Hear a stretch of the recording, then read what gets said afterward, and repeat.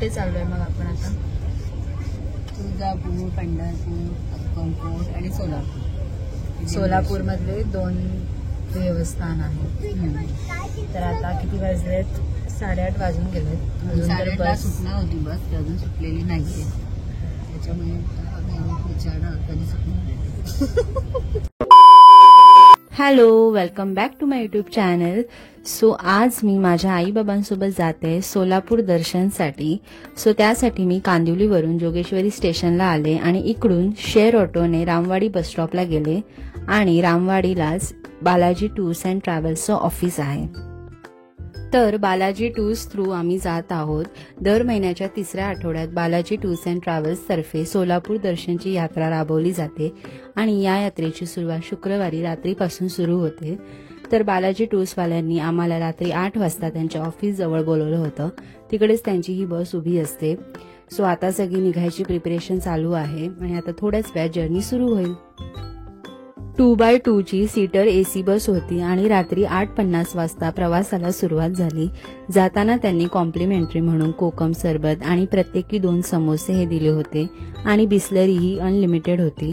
त्यानंतर त्यांनी ही आम्हाला किट दिली होती, ज्यामध्ये 1 टूथपेस्ट, 2 साबण, 1 शॅम्पू, तेल आणि त्यांचं ID कार्ड होतं, जे तुम्हाला पूर्ण यात्रेमध्ये घालायचं आहे. रात्री जेवायसाठी या हॉटेलमध्ये बस थांबवली जाते. स्वखर्चाने तुम्हाला इकडे जेवायचं असतं.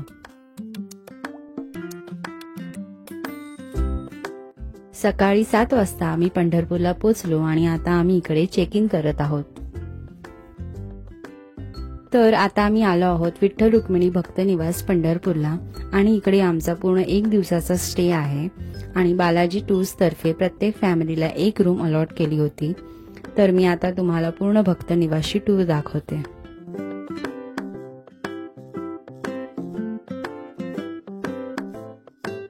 विठ्ठल रुक्मिणी भक्त निवास हे अनेक वर्षांपासून भक्तांसाठी एक श्रद्धास्थान म्हणून कार्यरत आहे. या निवासात भक्तांना आरामदायक निवास, स्वच्छता आणि शांत वातावरण देण्यासाठी सर्व सोयीसुविधा उपलब्ध करून दिल्या जातात.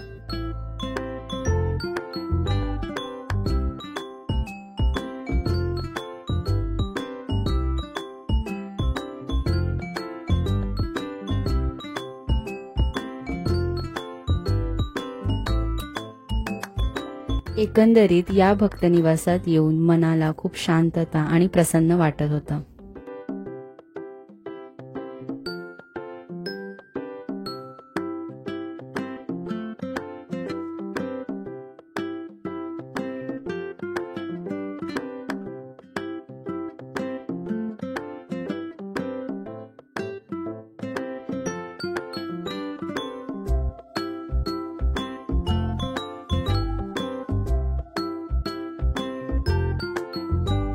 आणि या निवासात वृंदावन म्हणून एक हॉटेल आहे, जिकडे तुमची नाश्ता आणि जेवणाची सोय केली जाते.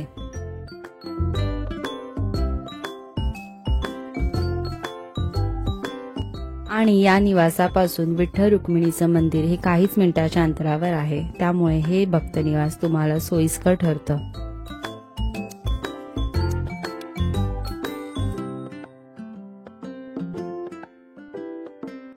चला आता रूमवर जाऊया. मी तुम्हाला रूम कशी आहे तेही दाखवते.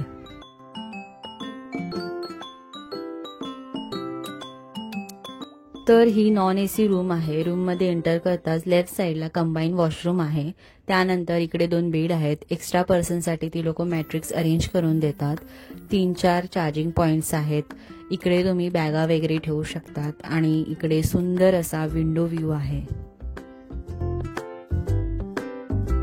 आता आम्ही फ्रेश वगैरे होऊन वृंदावन हॉटेलमध्ये नाश्त्यासाठी आलो आहोत. इकडे बालाजी टूर्सवाल्यांनी नाश्ता अरेंज केला होता. उपमा, शिरा आणि चहा असा आम्ही नाश्ता केला. Hello, welcome back to my YouTube channel. So मी आता आली आहे पंढरपूरला. सो मी इकडे बालाजी टूर्सने आली आहे. आम्ही पॅकेज घेतलं होतं त्यांच्याकडून. पर पर्सन त्यांचं 6000चं पॅकेज आहे. त्याच्यात 5 देवस्थानं आहेत. पंढरपूर, अक्कलकोट, तुळजापूर आणि सोलापूरचे 2 फेमस देवस्थान आहेत. सो आता आम्ही फर्स्ट पंढरपूरला आलोय. इकडे आता आम्ही नाश्ता वगैरे केलाय, फ्रेश झालोय आणि आता आम्ही दर्शनाला जाणार आहे. इकडे आता आम्ही फेटे वगैरे बांधणार आहोत. त्यांच्यातर्फे फेटे पण असतात. सो आता आम्ही नाश्ता केला आहे, फेटे बांधतोय, मग त्यानंतर आम्ही पुढे दर्शनाला जाऊ. सो मी तुम्हाला दाखवेन आम्ही कसं दर्शन घेतलं आणि पुढे जे जे होईल ते मी तुम्हाला अपडेट देत राहीन.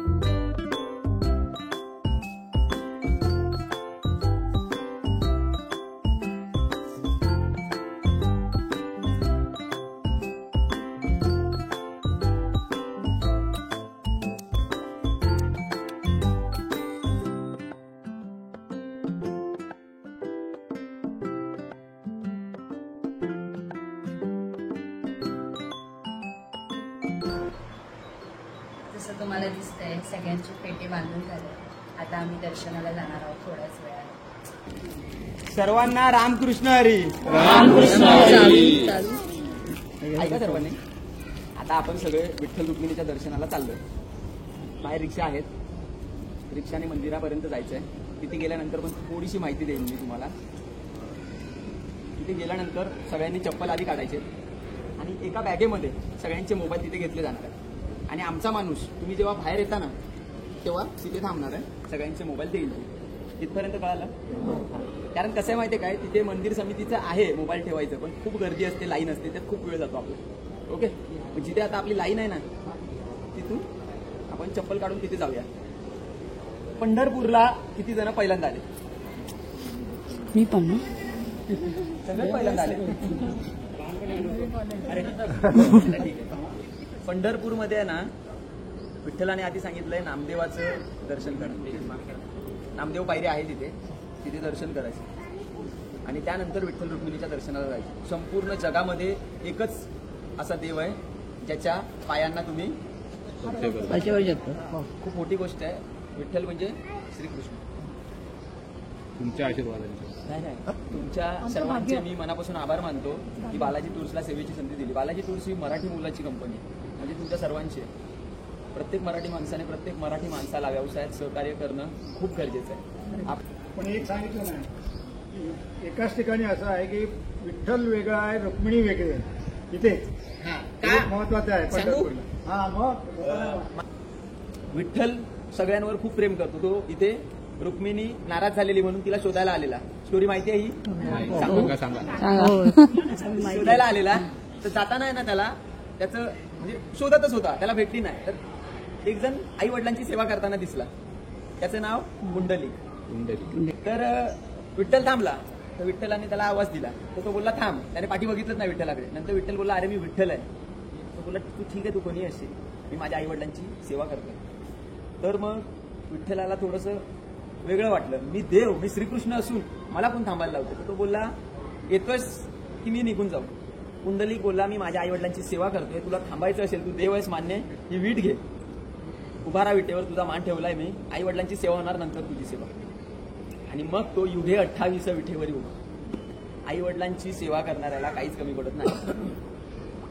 दुसरी गोष्ट, विठ्ठलाच्या अंगावर काळा बुक्का टाकतात सगळे वारकरी, जो लावलाय बघा इथे सगळ्यांनी तो. तर ते रुक्मिणीला आवडलं नाही, ते तिच्या अंगावर उडत होतं, तर ती भडकली, तर त्या दोघांची भांडणं झाली. तर मग ती बोलली हे सगळं बुक्का वगैरे मला चालणार नाही, बायको तशीच असते. ती विचार नवऱ्याबरोबर भांडणार, बुक्का टाकणाऱ्यांना तर काय सांगू नाही शकत, नवऱ्याने ऑथॉरिटी दिलेली आहे. मग विठ्ठल काय बोलला, बघ ते माझ्यावर प्रेम करतात, त्यांच्यासाठी तर मी इथे विटेवर उभा आहे, तुला जर खरोखर बुक्क्याचा त्रास होत असेल तू पाठी जाऊन उभी राहा. मग ती 2 पावलं पाठी उभी राहिले. विठ्ठल आहे, विठ्ठलाला दर्शन घेऊन बाहेर आल्यावर रुक्मिणीचं दर्शन. Thank you very much. रामकृष्ण. ह्या बॅग आहेत, ह्या बॅग शॉपिंगसाठी देतो, खूप भारीतल्या बॅग आहेत. तुम्हाला बालाजी टूरचं ब्रीदवाक्य किती जणांना माहिती आहे? सेवेत तडजोड नाही लिहिलेलं आहे ह्याच्यावर. मी या नावाला खूप जपलंय. बालाजी टूर्स मध्ये तुम्हाला जी सेवा भेटणार आहे ना, ह्याच्या आधी पण कधी भेटली नसेल अशी सेवा आणि ह्याच्यानंतर पण कधी भेटणार नाही, कारण खूप प्रामाणिकपणे आणि घरच्यासारखं काम चालतं इथे. फेटे बिटे कुठली कंपनी देत नाही. हे सगळं काय, पण माझं वैयक्तिक मत असतं की माझी फॅमिली, तुम्ही सगळे कुटुंब आहात, माझी फॅमिली छान दिसावी. आपल्या प्रत्येक गोष्टीमध्ये क्वालिटी असते. बस म्हणा, बॅग म्हणा, जेवण आता बघाल तुम्ही, स्टाफ आहे हा कंटिन्यू तुमच्या बरोबर असतो. नाही, मला आतापर्यंत GP2 ला चांगला 15 अनुभव. मॅनेजर आहेत. चांगला अनुभव आला आता. हा, सगळे नम्र आणि प्रामाणिक आहेत. तुम्हाला पूर्ण ट्रिप मध्ये आहे ना, मी गॅरंटी देतो थोडा पण त्रास नाही होणार.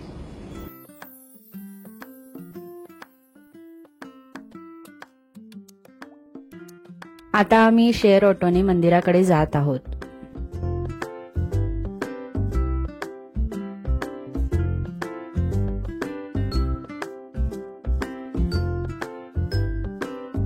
तर फायनली आता आम्ही मंदिराजवळ आलो आहोत आणि इकडे गणपती बाप्पाचं एक सुंदर मंदिर आहे. तर आता आम्ही जातोय विठ्ठल रुक्मिणीचे दर्शन घ्यायला. पंढरपूर हे सोलापूर जिल्ह्यातील एक प्रसिद्ध तीर्थक्षेत्र आहे आणि याला विठोबा रखुमाईचे नगरी म्हणून ओळखले जाते. पंढरपूरचे मुख्य देव म्हणजे श्री विठोबा, ज्यांना श्री विठ्ठल किंवा पांडुरंग असेही म्हटले जाते. हे श्रीकृष्णाचेच एक रूप मानले जाते. इथे लाखो भाविक प्रत्येक वर्षी आषाढी एकादशी आणि कार्तिक एकादशीला दर्शनासाठी येतात. संत तुकाराम, संत ज्ञानेश्वर, संत नामदेव, संत एकनाथ यांसारख्या महान संतांनी पंढरपूरच्या महिमा आपल्या अभंगामधून गायल्या आहेत. आषाढी आणि कार्तिक एकादशीला लाखो भक्त वारी करून पंढरपूरला येतात. पंढरपूरची वारी ही महाराष्ट्रातील सर्वात मोठी भक्तिमय यात्रा मानली जाते. भक्त टाळ, मृदुंग आणि अभंग गात पायी चालत पंढरपूरला येतात. हे मंदिर भीमा नदी म्हणजे चंद्रभागा नदीच्या काठी वसलेलं आहे. मंदिरामध्ये विठोबा आणि रखुमाईची सुंदर मूर्ती असून भाविक पांडुरंग पांडुरंग असा जयघोष करत दर्शन घेतात. मंदिराच्या आत दर्शनासाठी दीर्घ रांग असते, पण एकदा विठ्ठलाचे दर्शन झाले की सर्व थकवा निघून जातो. यानंतर मला काही शूट नाही करायला मिळालं, कारण की मंदिरात मोबाईल अलाव नाही आहे. पण आमचं दर्शन हे अतिशय सुंदर झालं. आम्हाला खूप जवळून विठ्ठल रखुमाईला बघायला मिळालं, पायावर डोकं टेकायला मिळालं, त्यामुळे खूप प्रसन्न वाटलं. दर्शन झाल्यानंतर बालाजी टूर्सवाल्यांनी मंदिरापासून जवळच असलेल्या राजभोग थाळी हॉटेलमध्ये सगळ्यांसाठी जेवणाची सोय केली होती. तर आता आम्ही सगळीजण इथे जेवायला आलो आहोत. इकडे जेवण हे अनलिमिटेड आणि खूप टेस्टी होतं आणि जे मला सगळ्यात जास्त आवडलं ते म्हणजे आमरस. आमरस पिऊन तर खूपच मजा आली. जेवून झाल्यानंतर बालाजी टूर्सवाल्यांनी आम्हाला काही मंदिराजवळची फेमस ठिकाणं सांगितली आहेत. ती आता आम्ही व्हिजिट करणार आहोत स्वखर्चाने. आता आम्ही आलो आहोत श्री संत गजानन महाराज संस्थान भक्तनिवास पंढरपूर इकडे. हे भक्तनिवास विठ्ठल रुक्मिणी मंदिरापासून अगदी 500 मीटराच्या अंतरावर आहे. गेटमधून आत आल्यास भव्य असा प्रवेशद्वार आहे, एकदम राजमहल सारखा. आणि प्रवेशद्वारामधून आत आल्यावरच मधोमध पंढरीच्या वारकरीची सुंदर अशी प्रतिकृती आहे.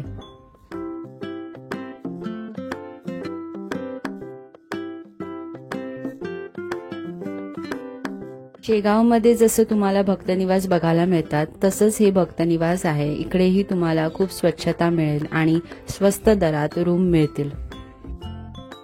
या भक्तनिवासामध्ये सुंदर असं गजानन महाराजांचं मंदिर आहे आणि आम्ही त्याचं दर्शन घ्यायला इकडे आलो आहोत.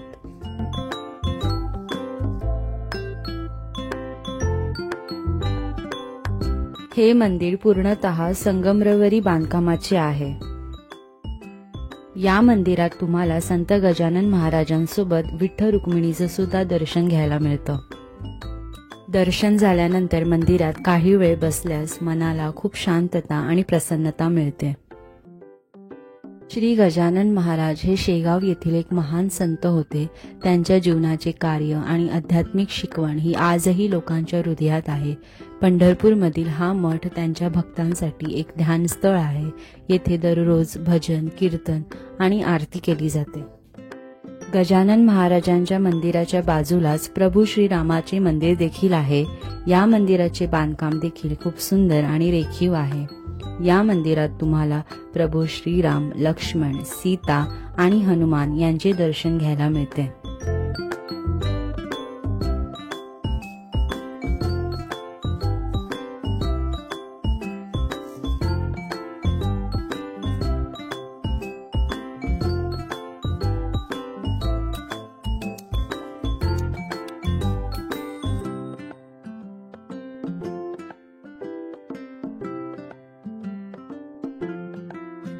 एकाच परिसरात 2 मंदिरं, चारी साईडला हिरवळ झाडं, त्यामुळे इकडचं वातावरण हे निसर्गरम्य आणि भक्तिमय असं असतं.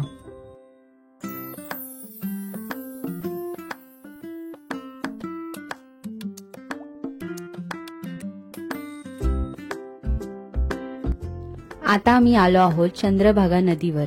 तर चंद्रभागा नदी पंढरपूरच्या विठ्ठल रुक्मिणी मंदिराजवळून वाहते. इकडे येणारे लाखो भाविक या नदीत स्नान करून विठ्ठल दर्शनासाठी मंदिरात जातात. असं मानलं जातं की या नदीत स्नान केल्याने पाप दूर होतात आणि मन शुद्ध होते.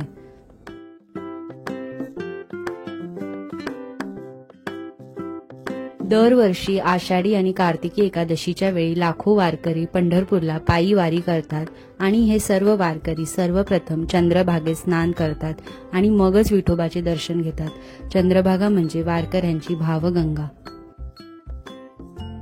या नदीवर आम्ही बोटीने सुद्धा एक राऊंड मारला. आम्हाला खूप मजा आली आणि खूप प्रसन्न असं वाटत होतं.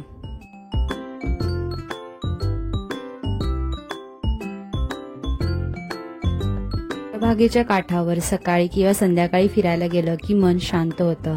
वाऱ्याची झुळूक, पक्ष्यांचा किलबिलाट आणि पाण्याचा सौम्य प्रवाह, भक्ती आणि निसर्गाचा अनोखा संगम इथे अनुभवायला मिळतो.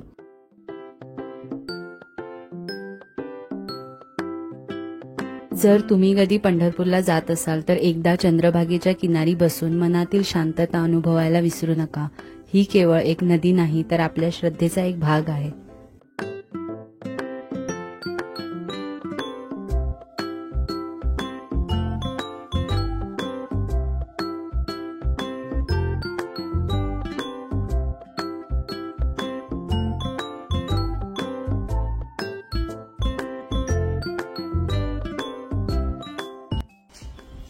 तर आता आम्ही पंढरपूरचं दर्शन घेऊन झालंय आमचं आणि आता आम्ही परत आलोय आमच्या निवासस्थानी. आता आमचं दर्शन झालंय. मंदिराला जाऊन आम्हाला 3 तास लाईनीत उभं राहावं लागलं. त्यानंतर मग मंदिराच्या जवळ शेगावचं मंदिर आहे, गजानन महाराजांचं मठ आहे, तिकडे सुद्धा आम्ही जाऊन आलो. ते हुबेहूब शेगावसारखे आणि खूप छान आहे. तिकडेच राम मंदिर पण आहे, तिकडे पण आम्ही जाऊन आलो आणि आता आम्ही परत रूमवर आलोय रेस्ट करायला.